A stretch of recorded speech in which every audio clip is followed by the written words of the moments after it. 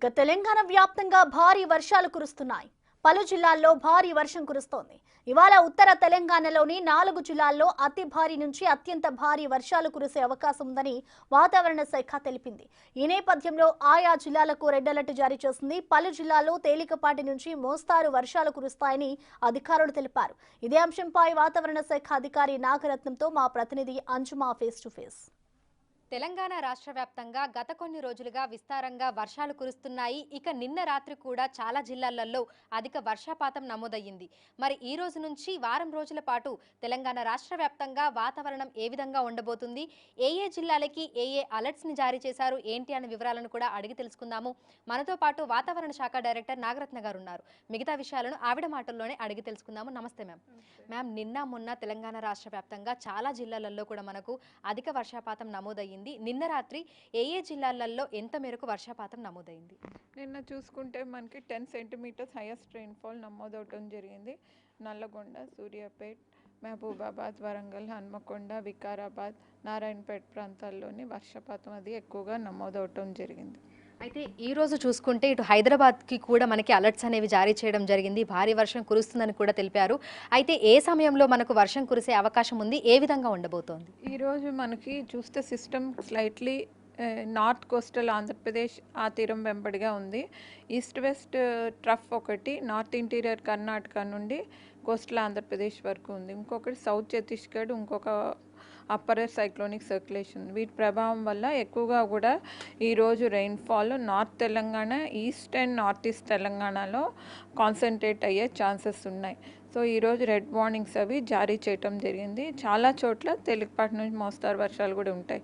హైదరాబాద్ పరిసర ప్రాంతాల్లో ఈరోజు తేలికపాటి నుంచి మోస్తారు వర్షాలు కురిసే అవకాశాలు మాత్రమే ఉన్నాయి. సో అయితే రెడ్ అలర్ట్ ఏ జిల్లాలకు ఇవ్వడం జరిగింది మ్యామ్? ఆ ప్రాంతాలలో మనకు ఎంత సెంటీమీటర్ల వరకు వర్షపాతం నమోదవ్వచ్చు? రెడ్ అలర్ట్ చూసుకుంటే మనకి ఉత్తర జిల్లాలైనటువంటి కుమరంభీం, ఆసిఫాబాద్, నిర్మల్, మంచిర్యాల్, పెద్దపల్లి ప్రాంతాలకు జారీ చేయగా ఆరెంజ్ వార్నింగ్స్ అవి ఆదిలాబాద్, కరీంనగర్, నిజామాబాద్, జయశంకర్, భూపాల్పల్లి, మూల్గు, అట్లాగే మనకు ఈ భద్రాద్రి, కొత్తగూడెం, ఖమ్మం ప్రాంతాలకు జారీ చేయగా మిగతా దాని అడ్జాయినింగ్ డిస్ట్రిక్ట్స్ అన్నీ కూడా ఎల్లో వార్నింగ్స్, అంటే మోస్తారు వర్షాలు ఎక్కువగా ఉంటాయి.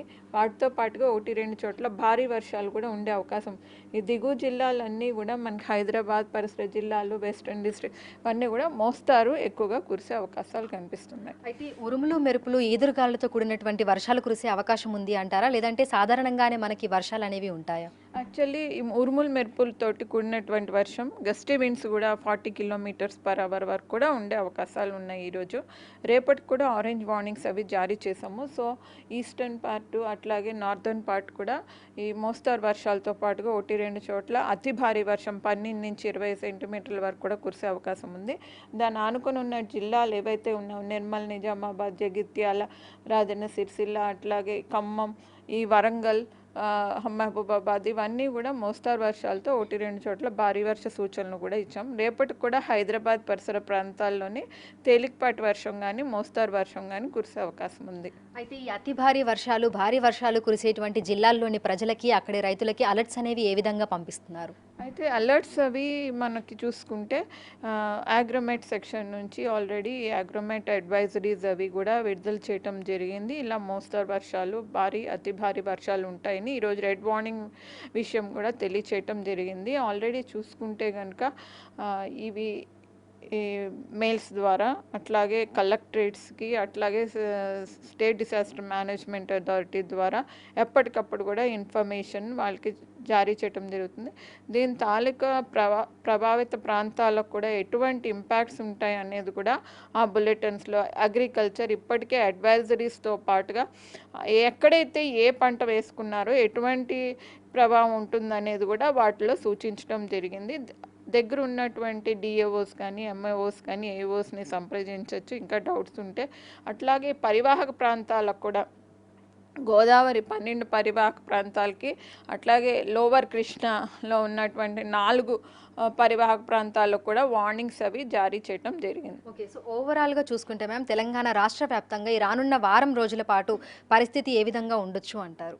ఈ వారం రోజులు చూసుకుంటే రాబోయే 3 రోజులు మాత్రం మొత్తం తెలంగాణ స్టేట్ అంతటికి అలర్ట్ ఇచ్చాము. Orange, red and yellow alerts.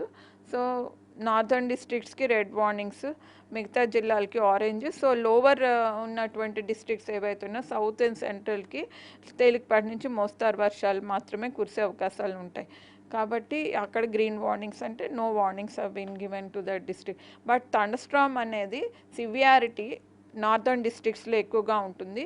దక్షిణ జిల్లాలు, సెంట్రల్ జిల్లాల్లోనే ఒక మోస్తారు థండర్స్టార్మ్ యాక్టివిటీ, లైటనింగ్, విండ్ కూడా 30-33 km/h వరకు కూడా ఉంటుంది. ఇక ఈ రోజు ప్రధానంగా దాదాపు 4 జిల్లాలకి భారీ నుంచి అతి భారీ వర్షాలు కురిసే అవకాశం ఉన్న నేపథ్యంలో రెడ్ అలర్ట్స్ జారీ చేయడం జరిగింది. మిగతా కొన్ని జిల్లాలకి ఆరెంజ్ అలర్ట్స్, అదేవిధంగా ఇంకొన్ని జిల్లాలకి ఎల్లో అలర్ట్స్ని కూడా జారీ చేశారు. ఈ రోజు తెలంగాణ రాష్ట్ర వ్యాప్తంగా కొన్ని జిల్లాలలో భారీ నుంచి అతి భారీ వర్షాలు, అదేవిధంగా భారీ వర్షాలు కురిసే అవకాశం ఉందని, ఇక ఉరుములు, మెరుపులు, ఈదురు గాలులతో కూడినటువంటి వర్షాలు ఉంటాయని కూడా వాతావరణ శాఖ డైరెక్టర్